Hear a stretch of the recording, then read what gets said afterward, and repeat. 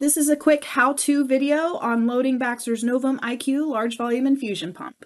So first off, we do want this pump to be completely powered on prior to loading our administration set. We'll know the pump's completely powered on once we have our care area screen displayed as it is here, or our new patient prompt has displayed. At either of those points, we're safe to load our administration set. Failure to allow this pump to completely power on prior to loading your administration set can cause unintended alarms later on in your infusion.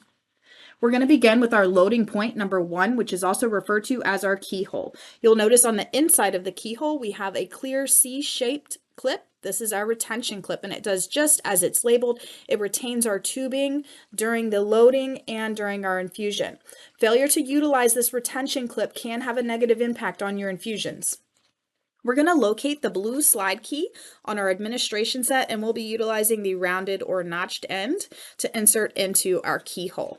Prior to insertion, we do want to make sure that this blue slide key is at least 6 to 8 inches from the upper Y site on our tubing. We do not want the blue slide key to be butted up against our upper Y site. This can prevent a proper load and can also damage the equipment. So at least 6 to 8 inches, which is about the length of the pump door. When we're inserting our blue slide key into the keyhole, it's not necessary to engage or kink the tubing with the key. It actually slides in easier if you don't have it engaged.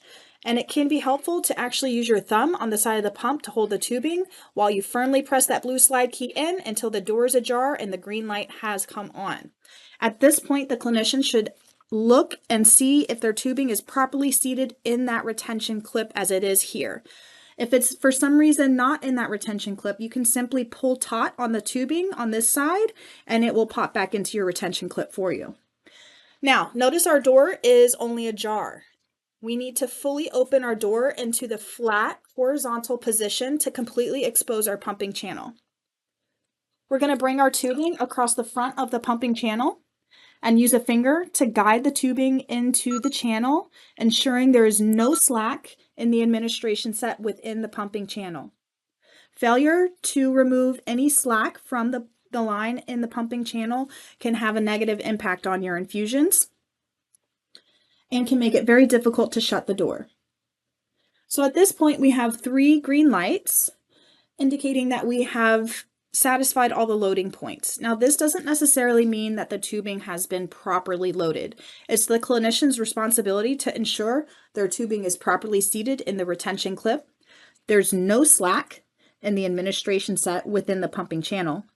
Our tubing is seated within the pumping mechanism. And we have fully opened the door during the loading process. We're now ready to shut our door. We're going to be utilizing the finger grips on the side of the pump and our thumbs to shut the door. If you had to use excessive force to shut the door, you need to remove the tubing and reload your administration set. The clinician can now visualize that our tubing is seated properly within that retention clip and it is not being pinched or kinked around the blue slide key. We also have our tubing exiting the exit point and not being pinched or kinked by the door. If you needed to reload your administration set because you had a difficult time shutting your door, you would simply press that blue slide key until the door is ajar. Again, fully open the door to the flat horizontal position. We'll remove our tubing. And to prevent an unwanted alarm when removing tubing, you can leave your blue slide key in place and shut the door.